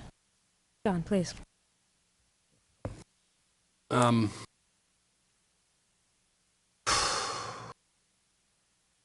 it's a sad day when local municipalities have to support something like this.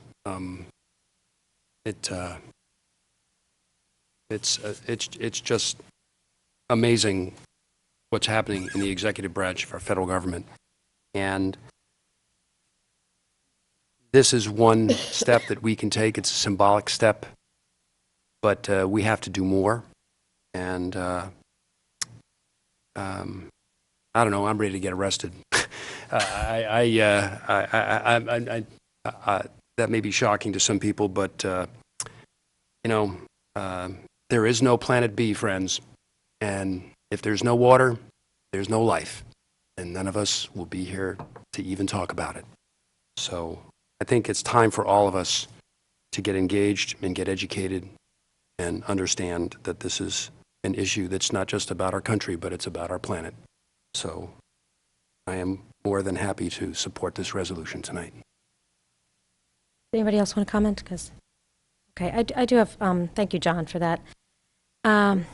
We're very fortunate that where we live, we have organizations like the Clearwater, like Riverkeeper right here in Ossining that does an excellent job at keeping an eye on what's going on with our local waterways.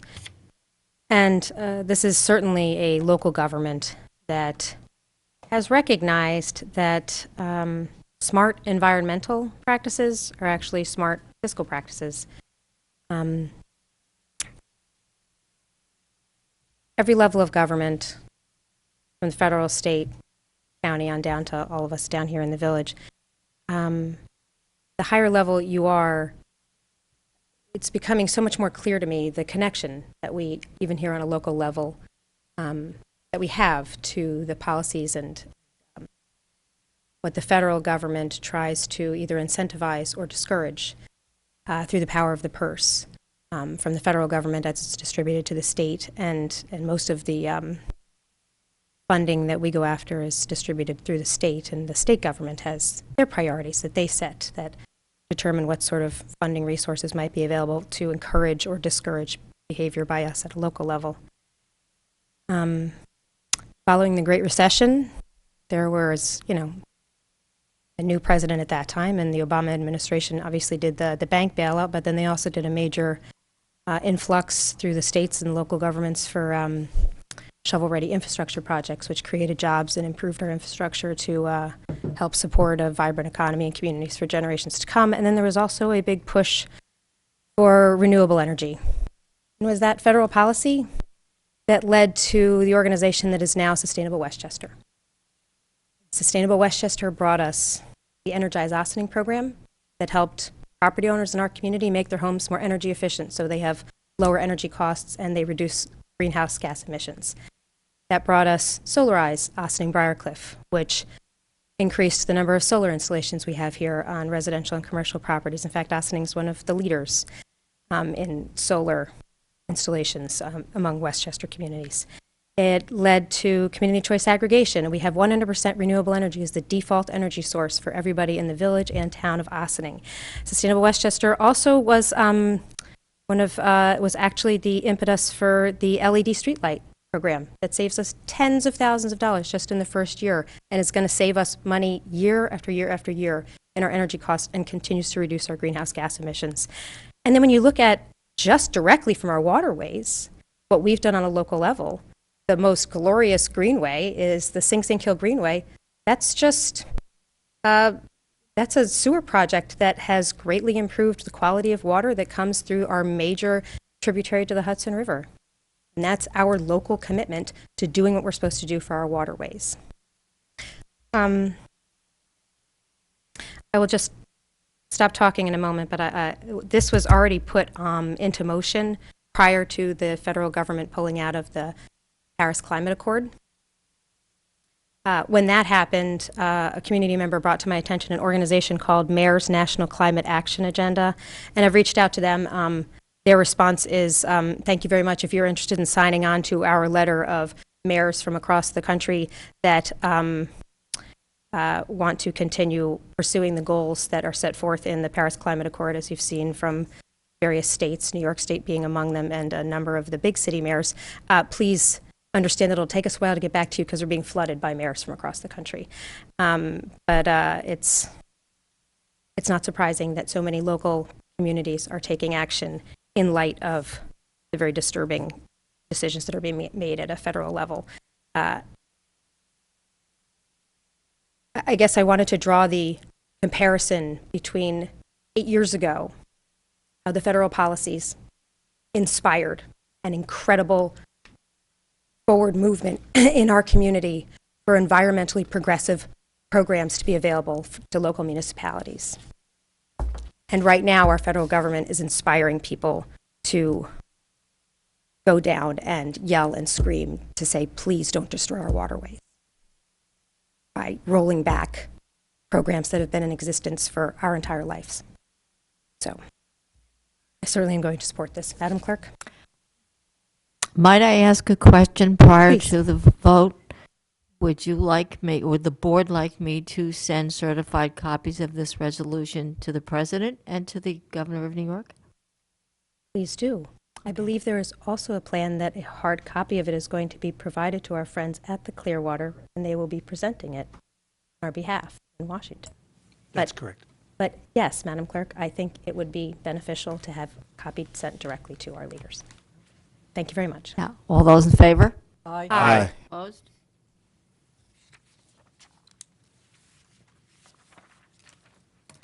Whereas EMGA Food Services LLC DBA Belike Mediterranean Restaurant located at 199 Main Street applied for a sidewalk cafe permit pursuant to Chapter 216 of the Village of Austin Code, which application is currently pending. And whereas Belike submitted an appeal to the Village's Board of Trustees for a waiver from the 4-foot setback outlined in Section 216-4B of the code relating to an existing sign and tree planter maintained by the village on the sidewalk, which planter straddles the line of the property and the adjacent property.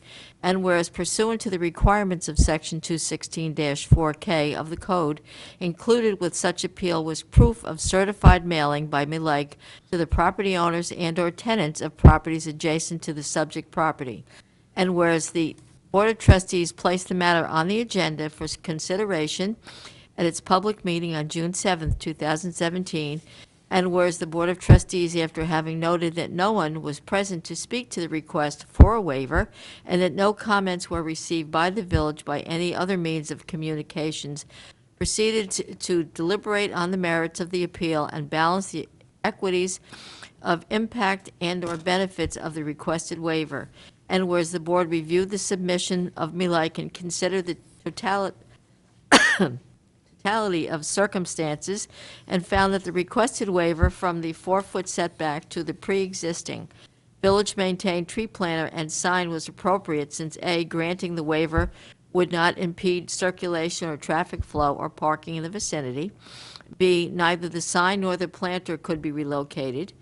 C, access to adjacent properties and businesses would not be disrupted. And D, the retractable belt barrier to be used by Belike was portable, not fastened to the sidewalk, and could easily be removed in the event of an emergency requiring immediate access to the entirety of the sidewalk area.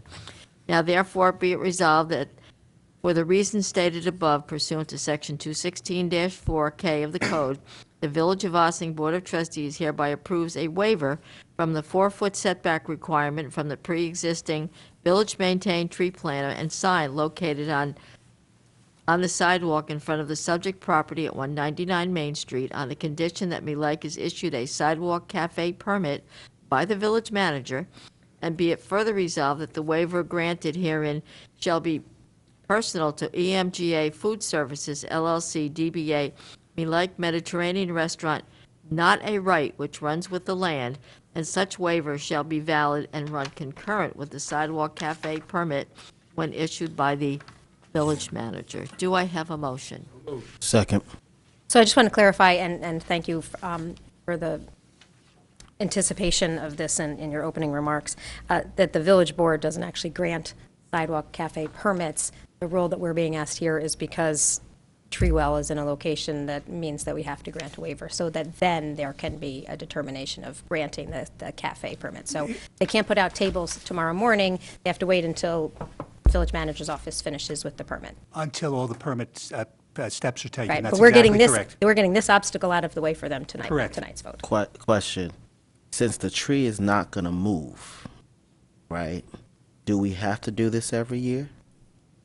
Like the tree's never going to move unless we move it. Well, the reason this was done this way is that the prior tenant there, Keenan's Chop House, since it changes each time, the prior resolution also had it specifically to that applicant. Okay. In fact, if the applicant reapplies next year, it can probably be a much shorter resolution to just simply continue it. But but each year is a sidewalk permit, and if he was not changing anything, as they did not with the prior with Keenan House, then the application should be able to go right through.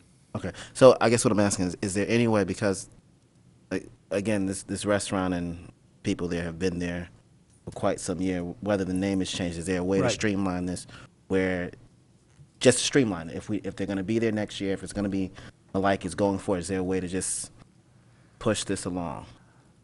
Right now, the way the code is written, there's a procedure for getting a renewed sidewalk cafe, but it doesn't apply to getting the waiver. As of right now, it looks like the waiver would have to be, annually, that they would just have to come back. There could be a way that it could simply be, in essence, almost like a continuing resolution. If it's the same one and they put it back in, based upon what we did last year, resolve that they get it again. But they do have to apply annually, even if it's a renewal of the permit. And that would mean that they would then have to look for the waiver again. But again, if nothing has changed, which is the reason why it has gone through in this way, there's no reason that would not take place. But right now, it's an annual thing. The permit doesn't roll over, so they have to do it each year the same way. And if the property owner I'm just asking because I don't know. What if someone wanted to put a permanent structure? Like, are businesses allowed, since the sidewalk cafe is all year, are they allowed to create a permanent structure, or are we not there yet? I don't think we're there with permanent structures. I mean, now, because this is specifically, they have to give us like the tables and because also keep in mind, you're going to have the ability for the fire department to get in there. So if you have a permanent structure on a sidewalk, you are then basically cutting down the available space there. So what you're doing is, one of the reasons they point out here is that there's a belt barrier that's not fastened to the sidewalk. So nothing's being fastened. This is all going to be furniture that can basically be picked up and moved. So there's no provision for them to make a permanent fixture onto the sidewalk. Okay. That will go not only for them, but for anyone. For anyone, that's correct. Thank you. Because it's publicly owned property, right? So it's logical. They're not paying rent for that property. All right, thank you, sir. You're not the first person to ask that question. Like, why do we have to go through this? Oh, yeah. Because we all philosophically think this should be happening. We want sidewalk cafes, so we want to make it easier. So I'd be interested to see if Stuart can come up with a more streamlined way to do it going forward. He has come up with a lot of great solutions. All those in favor? Aye. Opposed?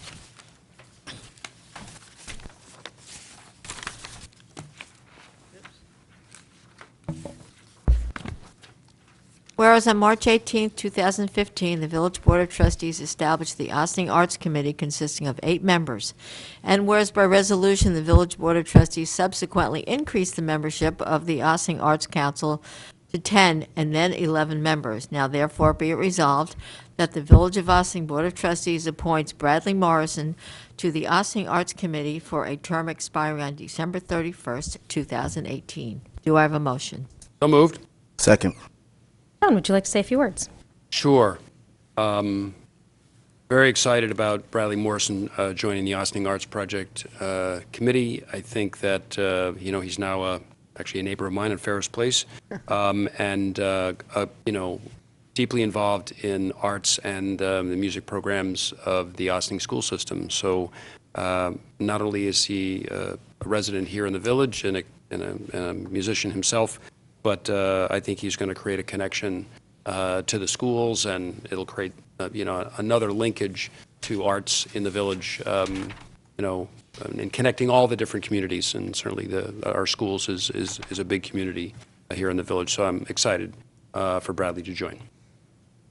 I am excited too. I do have one question. Did we formally change the name of this committee to the Ossining Arts Project? Because that phrase is not used in this resolution. Yeah, that was something that the committee had done a little rebranding, and I mean, I'm just wondering, I know we changed it from 8 to 10 to 11 members, like in Right, some formal way. I don't we- think it's in our, we didn't we never really codify this we group though, never right? we never changed the name of the Ossining Arts Committee to the Ossining Arts Project. Perhaps we could put another resolution on to change the name of the committee, because we did that in deference to the Ossining Arts Council, because Right. the acronyms were the same, and we actually had a combined meeting with the Arts Committee and the Arts Council to sort out our family differences around that. So it would be great if we could make that formal change for the name of the committee at some point in the future. That can certainly be done. We actually had internal discussions today to figure out exactly what the name was, and I went back over past resolutions, and while I Right. found the increase in membership, I didn't find the name change, but we can easily do that so that we Perhaps can at all our be next satisfied. legislative session, we can make it formal. That would be great. No Thank problem. you. Well, and I will just say, it's very nice that Bradley lives in the village. We'd love to see village residents who are engaged in things, but this is one of our committees that does not have a residency requirement. In fact, I know that there are some members who live in the Ossining community, but not technically in the village, that actually serve on this committee. So when there are openings available here, people they don't have to demonstrate residency. And it's great to have a sousaphone player on the Ossining Arts Project. He's on a short list of people with that talent in our community. Madam Clerk. All those in favor? Aye. Opposed? Be it hereby resolved that the Village of Ossining Board of Trustees authorizes the interim village manager to execute a proposal subject to the review and approval by the Corporation Council from Emergent Urban Concepts to assist the Village of Ossining as lead applicant with the village's application for the New York State Downtown Revitalization Initiative grants funds, which application is to be filed by June 14, 2017. And it is further resolved that in accord with the aforementioned proposal, the fee paid to the Emergent, my mouth is not working well, Urban Concepts shall not exceed $1,250, and that the Emergent Urban Concepts shall complete its work 3 business days before June 14th, 2017. Do I have a motion? So moved. Second. Yeah, before we take a vote, I will just comment. At the May 24th work session, I gave a presentation about grants generally, and this is one of the ones we spoke about specifically. This is a really big grant. It's the second year that New York State has offered the Downtown Revitalization Initiative. It's a $10 million award to one municipality. We're in the Mid-Hudson region. We get the most applicants, and we still only get one awardee, whereas there are some upstate regions where they get 2 applicants, and one of those guys still gets $10 million. So there are certainly some questions as to if the state might want to rethink the way they distribute this, because we had 36 applicants last year. The village was one of the top 7 finalists, and that grant was not written by a professional, it was written by me. And so we're really pleased to have somebody come in who, this is what they do for a living. And we had a conversation with Paul, myself, and Dana Levenberg, because we are doing this in partnership. The town is working with us. Part of what the grant will include is one of the ways to enhance our downtown economy is by improving the connectivity between all of the neighborhoods and business districts in our community, and there are a couple of very tangible ways that we're partnering with the town on that. One of them is a town initiative that they've already started, which is the bike paths, and the village was a co-signer on that, but it's a town-led grant application where they're working on the design phase, which will connect the village of Ossining, the town outside, the village of Briarcliff, the town of Newcastle, and I think even a little bit of Yorktown.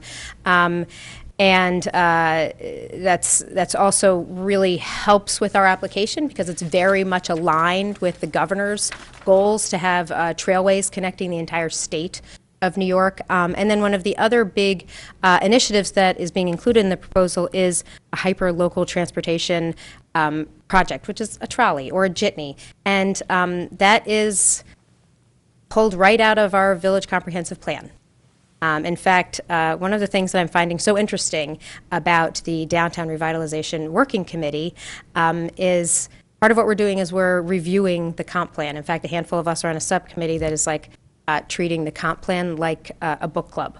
And we had our first little subcommittee meeting on Tuesday, and what we're hearing again and again is, as we have conversations about what should we really have downtown, and you review the comp plan, which all of us have read, although usually in bits and pieces as we're referring to a particular element of zoning and planning.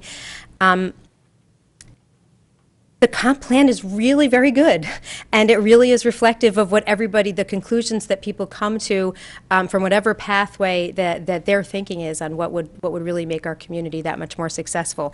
And so one of the things that the application process encourages is for you to be able to tie back your recommendations to your comprehensive plan. And we're very fortunate that we have a relatively recent comprehensive plan, and it continues to be reflective in very large part with the goals that we have, that we still have today. So I'm really pleased to be able to move forward with this, and really it's a guy, Emergent Urban Concepts, who's coming to us to help move this across the line, is very familiar with New York State grant policy and application process, so he should be a really helpful asset to getting us to the top of the pile and maybe a little higher in the pile this year. And by the way, if we don't get the DRI 10 million, all the work that we put into this can be translated into consolidated funding applications for pieces of it. So this is money, I think, very well spent, and hopefully we'll get be able to leverage it for some terrific projects to enhance our downtown economic development. Madam Clerk. All those in favor? Aye. Opposed? Whereas the Environmental Advisory Board consists of 9 members from the Village of Ossining appointed by the Village Board of Trustees to serve at the pleasure of the board, and whereas the purpose of the Environmental Advisory Board, as noted in 119-5, is to advise the Board of Trustees on matters affecting the preservation, development, and use of the natural and man-made features and conditions of the village insofar as beauty, quality, biological integrity, and other environmental factors are concerned, and in the case of man's activities and developments with regard to any major threats posed to environmental quality so as to enhance the long-range value of the environment to the people of the village.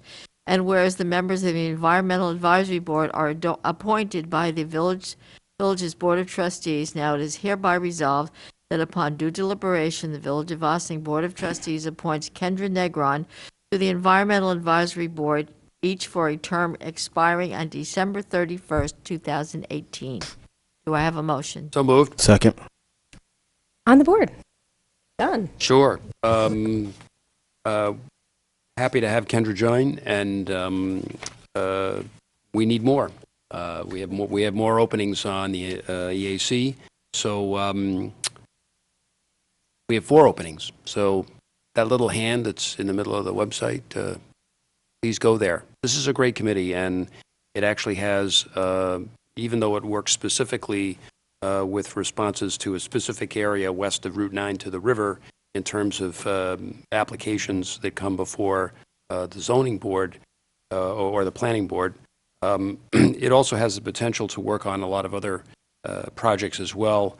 I know the mayor and I have been talking about green building codes, and I think that would be a great project for the EAC to get involved in.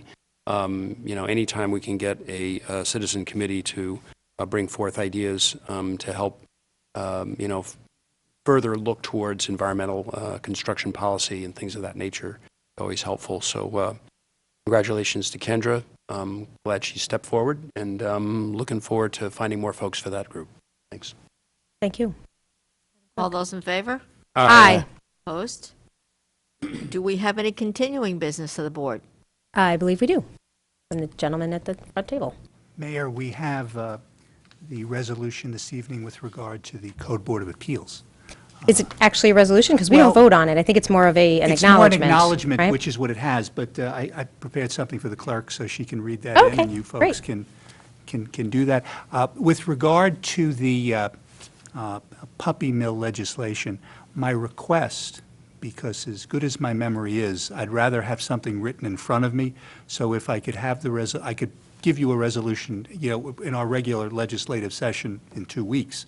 It'll actually be written out as to what everything is, unless you. Understood, that's I fine. just don't We wanna should make a read it mistake into the with my record at the word. time that we're voting, and we don't have that on hand today. Understood. I should have brought it to your attention Nope, as a request that's prior okay. to arriving. It's okay. Fortunately, there's no puppy mills here right now, so there's no animals that are in need of saving in the next 2 weeks, so I think we can wait.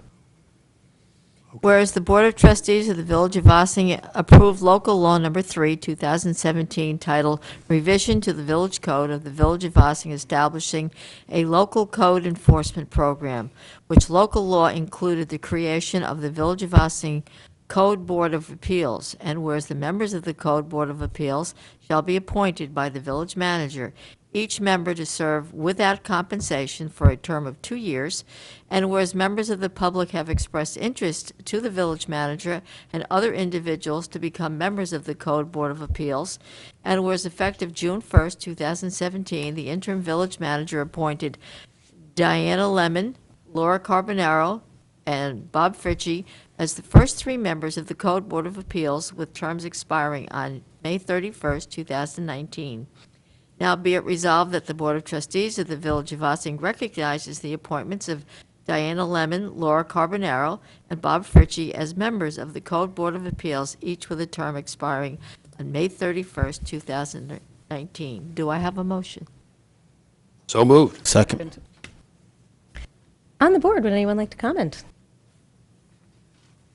I do. Yeah, please. I think this goes back to the conversation earlier. Having members of the public raise their hand and volunteer to help the board with ideas, with execution of ideas, help the village manager sort of have a closer alignment with the public, I think is so valuable, the working of all local government. I really appreciate people. And I know, knowing a couple of them for sure, that there's going to be a lot of dedication to making this really a great board, and I hope some more people join. So I really appreciate it. I'm sure the board does, all the work that is going to be taking place on this committee. Paul, you raised your hand. Would you like to say something about this? Thank you, Mayor. If I may, before you vote, this is a 5-member board, so this appointment of 3 will give us a quorum. Stuart and I were discussing the timing of the appointments. It's I appreciate you doing it now because, as you know, it's not a functioning Board of Appeals yet, but bringing them on now will help them even in the creation and the implementation, which I think is a key component to this being successful. And the collateral benefit of having this board in place and functioning in concert with the code efforts that we are rolling out through our building and code enforcement department is not only going to make that process more productive, which I think the tangible benefit will be out in the field, but in this room here will become more productive because we're going to pull some of those issues out of the court venue where it quite frankly becomes maybe a little drawn out and bureaucratic, and bringing it back into the resolution form where we can get real tangible expedited results. So I appreciate the 3 people who have offered the time to reiterate Trustee Levin's sentiment, and I will tell the board that I'm actually set up this week to speak with 2 other candidates already. So Great. we may be bringing more people forth to you sooner than later to complement what we just accomplished tonight. Thank you. Excellent. Madam Clerk. All those in favor? Aye. Opposed? Do we have any new business of the board? I guess not. Okay. We'll move on to visitor recognition. Is there anyone that would like to address the board? That'd be you, sir. Are you interested? Okay. Okay, may I then have a motion to adjourn to executive session for personnel matters leading to appointment or promotion of a particular individual? I just want to confirm with Stuart, is that broad enough? Because you also followed up with an email that there is another individual that was personnel related. So, That will be brought, this is fine. We'll do that. okay. Do I have a motion? So moved. Second. All in favor? Aye. And so with that, we will be adjourning to executive session. Please do join us tomorrow That's June 8th at the community center, either at lunch or in the evening, to learn about the housing study that has been underway for a number of months now. And then we will revisit that topic as part of our very exciting agenda. Oh, and the location for next week's work session is, are we confirmed for the community center on the 14th? I think we are, because I was emailing with Chris today, so I think we're at the community center next week on the 14th, because we're going to be talking about this. Yeah. I really neglect not checking my email before now, because I think we're confirmed. Oh, as of 3:10, we were checking. Okay, so our work session is tentatively taking place downstairs in the multipurpose room in the community center, and the reason for that is because we were going to be revisiting this very important topic that we've been discussing for a number of months, which is the housing study. But it's definitely there for the community policy discussion with Kevin Dworka on the 8th, and then our work session will be on the 14th. We have a pretty jam-packed, interesting agenda next week. This meeting is adjourned to executive session. I think I might